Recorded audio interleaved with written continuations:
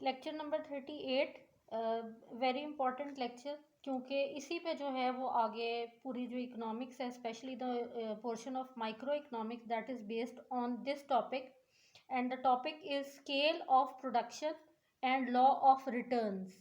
Scale का मतलब होता है कि लेवल, हमारी प्रोडक्शन का जो है, जो भी हम चीज़ प्रोड्यूस कर रहे हैं, whether it is on large scale और whether it is on small scale, तो स्केल का मतलब है लेवल क्या है हमारी प्रोडक्शन का। क्या हम बहुत बड़ी एक मार्केटिंग जो है वो कर रहे हैं, या हम छोटी सी कोई शॉप जो है वो चला रहे हैं। तो scale of production and laws of returns. अच्छा, स्केल ऑफ प्रोडक्शन हमारे पास दो तरह के हैं। सबसे पहले large scale of production and then we have the small scale of production. तो लार्ज स्केल, अब देखें, द मेन ऑब्जेक्टिव जो है, the main objective of entrepreneur और the businessman is to maximise the profit. अब जो भी चीज़ वो प्रोड्यूस कर रहा है उसको ये होता है कि मेरा जो प्रॉफिट है वो मेरी कॉस्ट से, यानी कि जो मेरा रेवेन्यू है उसका मेन मकसद ये होता है that the revenue must exceed the cost. Cost कौन सी होती है? The cost of production. जितने भी अखराजात उसके आ रहे हैं, जो भी चीज़ वो प्रोड्यूस कर रहा है उसके ऊपर जितना भी उसको खर्चा आ रहा है उसको हम कॉस्ट में जो है वो कंसीडर करते हैं।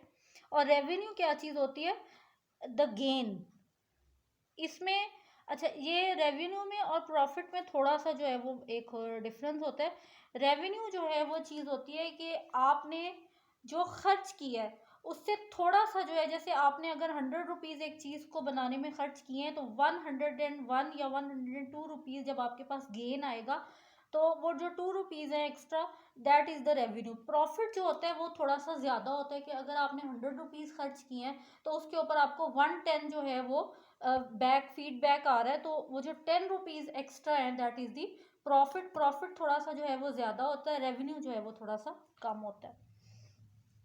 सो यहाँ पे हम revenue, when revenue exceeds the cost, तो यहाँ पे जो एंटरप्रेन्योर है, जो बिजनेसमैन है, उसकी कोशिश होती है कि उसका जो रेवेन्यू है वो उसकी कॉस्ट से हमेशा ज़्यादा हो।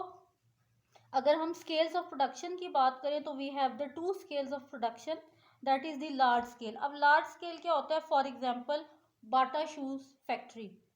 लार्ज स्केल की अगर मैं बात करूं तो that is the Bata shoes factory, service shoes factory, और any other brand, any other replica like Sana Safinaz और वट एवर। तो ये एक लार्ज स्केल प्रोडक्शन है। लेकिन अगर मैं स्मॉल स्केल ऑफ प्रोडक्शन की बात करूं तो यहाँ पे वो वाली शॉप्स आती हैं जो स्मॉल जैसे शॉप्स होती हैं, जैसे कॉबलर्स हो गए। एक आपने देखा होगा कि जो जूता सीने वाले हैं वो बाहर बैठे होते हैं, और छोटी मोटी कोई भी शॉप्स होती हैं उनकी। तो that is the small scale of production. छोटे पैमाने पे जो प्रोडक्शन होती है उसको हम कहते हैं स्मॉल स्केल ऑफ प्रोडक्शन। फिर हमारे पास है लॉज ऑफ रिटर्न्स। रिटर्न का मतलब ये है कि आपने जो चीज़ खर्च की है उसके ऊपर आपको कितना जो है वो बेनिफिट मिल रहा है in the form of money. Benefit in the form of money. Okay, इसमें हमारे पास 3 लॉज हैं, मेन जो बेसिक लॉज है माइक्रो के। Law of increasing returns. Increasing returns का मतलब है व्हेन योर रेवेन्यू और profit that exceeds your cost of production. Diminishing returns is opposite to the increasing returns. यहाँ पे जो है आपका जो रेवेन्यू है that will be less than the cost, यानी कि कॉस्ट बढ़ जाएगी, कॉस्ट ऑफ प्रोडक्शन। यहाँ पे जो है वो कॉस्ट बढ़ जाएगी और रेवेन्यू जो है वो कम हो जाएगा। यहाँ पे फिर कंपनीज को या फैक्ट्रीज को नुकसान होता है। फिर लॉ ऑफ कांस्टेंट रिटर्न्स क्या है कि आपका जो रेवेन्यू है that is equal to your cost. और ये जो कांस्टेंट रिटर्न्स है इसमें ना तो कोई लॉस हो रहा है ना कोई बेनिफिट हो रहा है। द कंपनी और the factory is running, the business is running smooth, और ये हमेशा लॉन्ग टर्म में होता है। शॉर्ट टर्म में कभी भी कांस्टेंट रिटर्न्स पे बिजनेस नहीं चल सकता। तो ये थोड़ा सा जो है इसका ओवरव्यू था। 2 स्केल्स ऑफ प्रोडक्शन थे, 3 जो है वो हमारे लॉज ऑफ रिटर्न थे। नाउ वी विल सी हमारे पास जो है डिटर्मिनेंट्स जो हैं स्केल ऑफ प्रोडक्शन के, क्या चीज़ डिटर्मिनेंट करती है स्केल ऑफ प्रोडक्शन को? ओके सबसे पहले जो हमारे पास एक टेक्निक है, that are the financial resources. Financial resources और दी मॉनेटरी रिसोर्सेज। आपके पास कितनी सेविंग है और आप कितनी इन्वेस्टमेंट कर सकते हैं कि आप एक प्रोजेक्ट को या एक बिजनेस को जो है वो शुरू कर सकें। इसको मॉनेटरी रिसोर्सेज भी कहते हैं। तो फाइनेंशियल रिसोर्सेज जो है हमारे पास कितने जो है वो इन्वेस्टेबल अवेलेबल फंड्स हैं। हमारे पास इतने फंड्स होने चाहिए कि हम उनको फर्दर इन्वेस्ट कर सकें। अगर तो एंटरप्रेन्योर के पास इतने फंड्स मौजूद हैं कि वो एक लार्ज स्केल बिजनेस जो है वो स्टार्ट कर सकता है, so then he can start the large scale business. और अगर उसके पास sufficient amount of funds present नहीं है तो he can start small business. तो ये अब एक एंटरप्रेन्योर पर डिपेंड करता है कि उसके कितने मॉनेटरी रिसोर्सेज हैं। फिर हमारे पास जो है सेकंड, प्रोडक्शन टेक्निक जो है वो हमारी बहुत ज़्यादा मैटर करती है। If the production technique is simple and straight forward, the product जो है जो भी प्रोड्यूस होगा वो स्मॉल स्केल पे होगा। जैसे अगर हम लोग बात करें तो दूर दराज इलाकों में या जो बैकवर्ड इलाके होते हैं वहाँ पे औरतें हाथों से जो है वो चादरें वगैरह अपनी वो कढ़ाई वगैरह करती हैं, फिर उन चादरों को मार्केट में जाके सेल करती हैं, फिर मार्केट वाले, तो ये एक स्मॉल स्केल जो है वो बिजनेस होता है कि घर में जो है वो काम किया और उसको बाहर जाके सेल कर दिया। तो प्रोडक्शन टेक्निक जितनी ज़्यादा कॉम्प्लिकेटेड होगी उतनी ज़्यादा जो है ज़्यादा स्केल पे प्रोडक्शन हो जाएगी। फिर हमारे पास अच्छा स्मॉल स्केल में जो है मोस्टली जो है वो आती है हमारी फर्नीचर, ज्वेलरी, टेबल लैम्प्स, यानी कि जो छोटे छोटे डेकोरेशन के पीसेज आते हैं, ये हमारे स्मॉल, इनकी प्रोडक्शन टेक्निक जो होती है वो स्मॉल स्केल इंडस्ट्री जो है वो करती है। लेकिन अगर जैसे बड़ी बड़ी जैसे आप अप्लाइंसेस हो गए, fridge, TV, these kind of जो अप्लाइंसेस अगर बनाए जाएं तो ये तो जाहिर है ये बड़ी बड़ी फैक्ट्रीज में मैन्युफैक्चरर्स जो है वो करते हैं। तो प्रोडक्शन टेक्निक बहुत ज़्यादा मैटर करती है। जितनी ज़्यादा कॉम्प्लिकेटेड होगी उतनी ज़्यादा लार्ज स्केल पे प्रोडक्शन होगी। Then we have means of communication and transportation. अगर तो आपके मीन्स ऑफ कम्युनिकेशन बहुत अच्छे हैं, रोड्स बनी हुई हैं, ट्रांसपोर्ट की फैसिलिटी है, तो तब जो है आप जाहिर है you have to take your जो भी आपका माल है वो एक जगह से दूसरी जगह लेके जाना है प्रोडक्शन के लिए, जो मशीनरी है या कैपिटल वट, तो उसका ये होता है। फिर लेबर ने भी, तो उसमें जितना ज़्यादा जो है स्मूथ जो है वो हमारी कम्युनिकेशन होगी, स्मूथ ट्रांसपोर्टेशन होगी, उतना ज़्यादा जो प्रोडक्शन इंक्रीज होगी। स्केल ऑफ प्रोडक्शन स्मॉल से जो है वो लार्ज में जो है वो कन्वर्ट कर दिया जाएगा।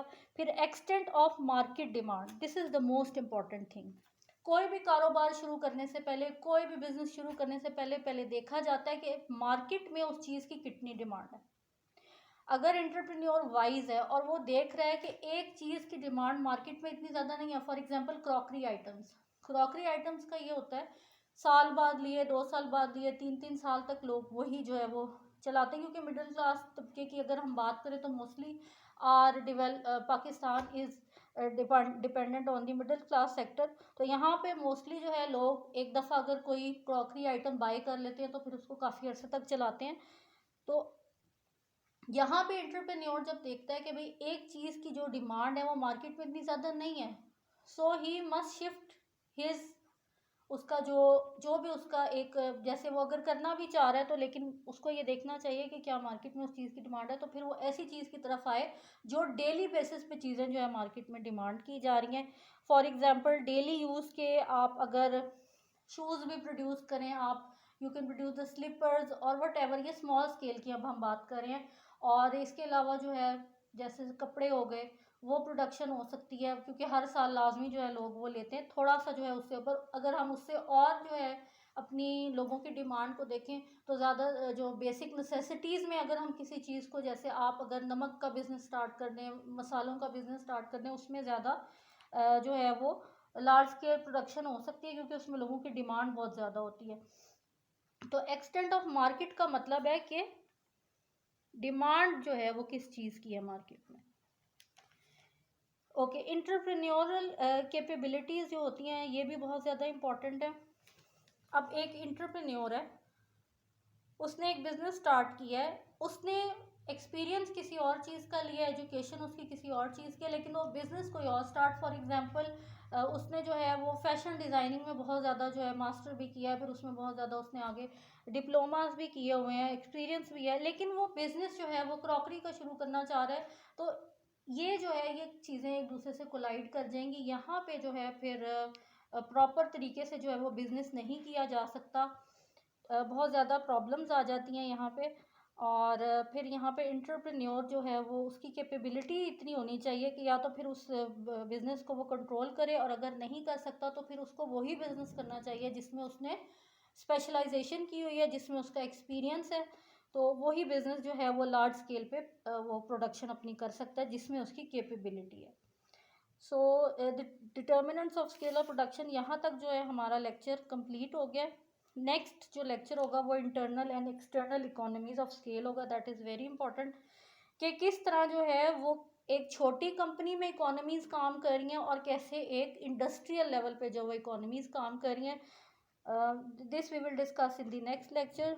सो this is it for today, thank you and अल्लाह हाफिज़।